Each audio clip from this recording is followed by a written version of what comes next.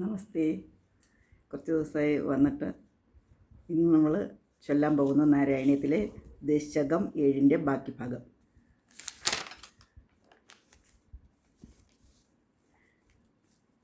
തത്രൈവം പ്രതിദർശിതേ നിജപദേ രത്നാസനാധ്യാസിതം ഭാസത്കോടിലസത്കിരീടകടകാദി ആകൽപതി പ്രാകൃതി ശ്രീവത്സാങ്കിതം ആത്തകൗസ്തുഭമണി ഛായാരുണം കാരണം വിശ്വേഷാം തവ രൂപമൈക്ഷതവിധി തത്തേ വിഭോ പാതുമേ. കാലാംഭോദകലായ കോമളരുചി ചക്രേണ ചക്രം ദിശാം ആവ്രണേന മുദാരമന്ദഹസദിത സന്തപ്രസന്നാനനാം രാജത്കാംബു കേദാരി പങ്കജധരാ ശ്രീമൽപൂജാമണ്ഡലം സൃഷ്ടിസ്തുഷ്ടികരം ബഭുസ്തവ വിഭോ മദ്രോഗമുദ്വാസമേത്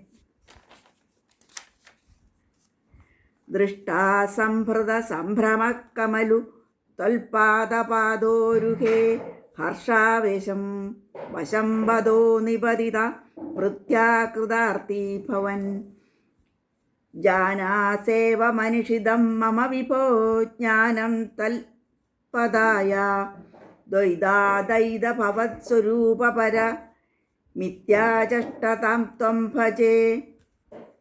ആദാമ്രചരണേ വിനയ മതം തം ഹസ്ത്രേന ഹസ്തേ സ്പുശൻ ബോധാസ്തേ ഭവിതന സർഗവിധിഭിർ ബന്ധോപി സംജായതേ ഇത്യാഭാഷ്യഗിരം പ്രത്യോക്ഷനിതരാം തച്ചിത്തഗൂഢസ്വയം സൃഷ്ടാദം സമുദരൈവ സ ഭഗവൻ ഉല്ലാസയല്ലാഖതാം. ഇതിൻ്റെ അർത്ഥമാണ് കേട്ടോ പറയാൻ പോകുന്നത്. അല്ലയോ സർവശക്തനായ ഗുരുവായൂരപ്പ, ഇപ്രകാരം അങ്ങയുടെ സ്ഥാനമായ വൈകുണ്ഠത്തിൽ രത്നസിംഹാസനത്തിൽ ഇരിക്കുന്നവനായും കോടിക്കണക്കിന് സൂര്യന്മാർക്ക് തുല്യമായി ജ്വലിക്കുന്ന കിരീടം, കടകം മുതലായ ആഭരണങ്ങളാൽ പ്രകാശിക്കുന്നതും ശ്രീവത്സാങ്കിതമായ മാറിലണിഞ്ഞ കൗസ്തുഭരത്നത്തിൻ്റെ ഛായയാൽ അരുണാഭമാർന്നതും വിശ്വത്തിനു കാരണഭൂതവുമായ ഏതൊരു രൂപമാണോ ബ്രഹ്മാവിന് കാട്ടിക്കൊടുത്തത്, ആ രൂപം അടിയനും കാട്ടിത്തരേണമേ.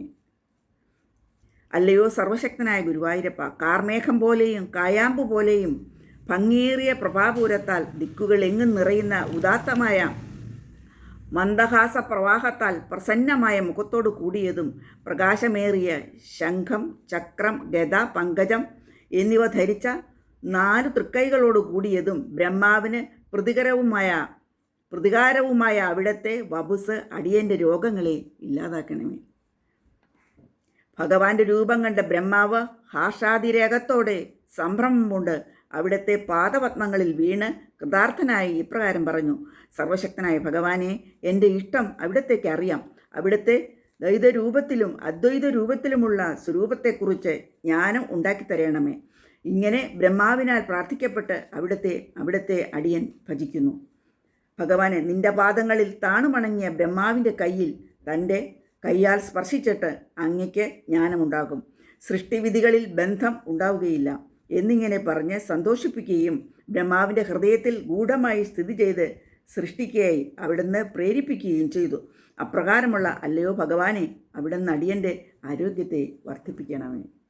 നമസ്തേ.